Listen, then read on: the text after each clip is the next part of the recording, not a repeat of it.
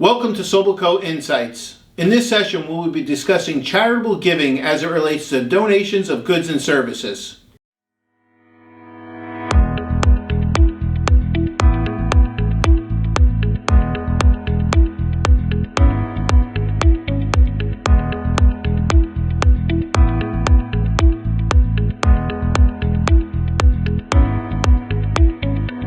Hi, my name is Brad Muniz. I'm a partner in charge of Assurance Group at SobelCo. Welcome to our new set. With me today in the inaugural new set is Joe Hunt from SobelCo Nonprofit Social Services Practice Group. Joe, in-kind contributions is a big topic that's coming up lately. Can you give me a bit of information about contributed non-financial assets and what they are? Absolutely, Brad. Thanks for having me. I really appreciate it. So contributed non-financial assets or in-kind donations are really things like land, building, equipment, anything tangible that an organization can receive as a contribution. Sometimes that's food, and there's other intangible things that can be contributed, like services. So anything specialized, anything like legal services, accounting services. But when we're talking about those services that are donated, those in-kind donations, we need to make sure that's a specialized service and not something just anybody can do, not just your typical volunteer work, but something with technical expertise included in that role. Sure. Now the big difference too that the focus on is financial versus non-financial. I want to point out because we got a big discussion about this in the office one day, and I said stock, but stock is generally considered a financial asset, so that does not fall into this category. The good point that you made is tangible or kind of service oriented. I'm imagining the car, 1877 Cars for Kids. Shouldn't put that in there, but that's a non-financial asset. That's there. Absolutely. Yep. Okay. Yep. Great. Can you expand on the importance of these kind of donations to organizations? Absolutely. And I think you talk about that one example you just brought up. Sometimes people are thinking about just general contributions to a nonprofit. That's really what's most important. The cash, the stocks, that's what's helping the organization function. But for a food pantry, they are really, really reliant on those food contributions, the non-perishable food items. Organizations are really relying on, if they're a little shrunk for cash, the donated accounting services, the donated services from the lawyers, people on the board that are really helping the organization run. It's not always just the cash and really what you can receive in that tangible, that financial asset category. And a lot of the time, this is a key item on the budget. This is a line item where the organization is relying on those food and donations to make the organization run. And if it's not there, the organization can suffer. So thanks to the generosity of those people that are bringing the large food donations, the groups that go and volunteer and bring the food and help sort it, that's really, really crucial to the organization's mission and providing that to the people they serve. I mean, two other areas where I've seen it is the building of the houses. People are getting a lot of contributed time by volunteers, and some organizations value those number of hours or at least count for the number of hours. The other areas you'll see is somebody on the board has an expertise. And there's that fine line between providing board services and providing, I'll say, professional services or advisory services that may have to be valued. And so they're going to have to try and make sure they talk with their accountants, their auditors, beforehand to make sure that they're coming up with the information of what may have to be reported. Correct? Absolutely. And some of those gifts like buildings, that's transformational for an organization. So consulting your auditors, consulting your accountants, it's really important to how that's going to be recorded and then making sure you can utilize it the way you want.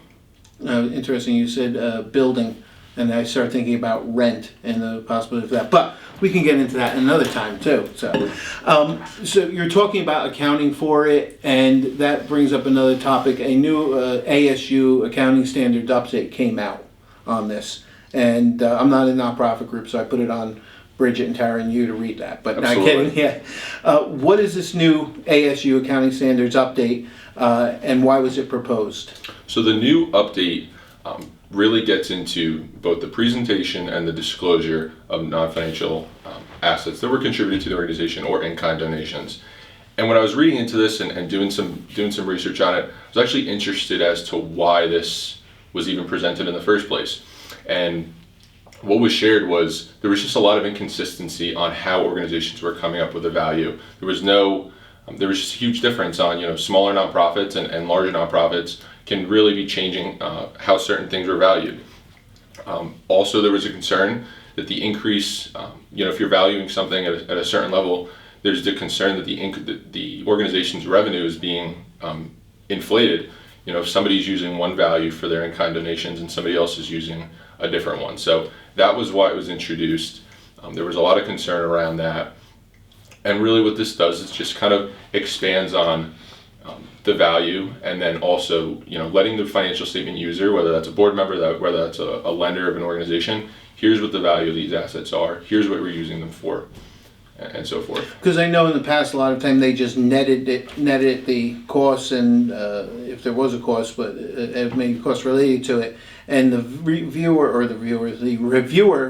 reader of the financial may not have gotten a full breadth of how much they are bringing in, and it's non-cash. And I guess that this helps to accomplish that goal of providing as much information to them as possible. Absolutely. When you were looking at financial statement before, you were reading it and you were just seeing contributions. And a lot of the time the in-kind donations were included in there.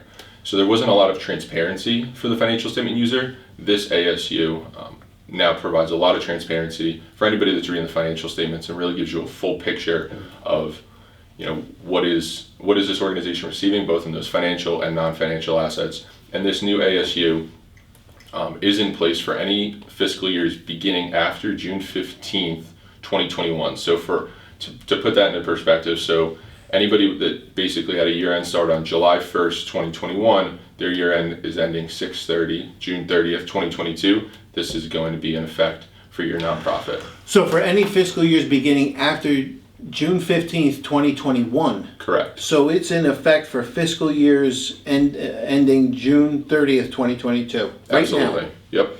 I was a year behind. I thought it was next year. So as an audit team, as an accounting firm, we're already thinking about this and trying to help our clients.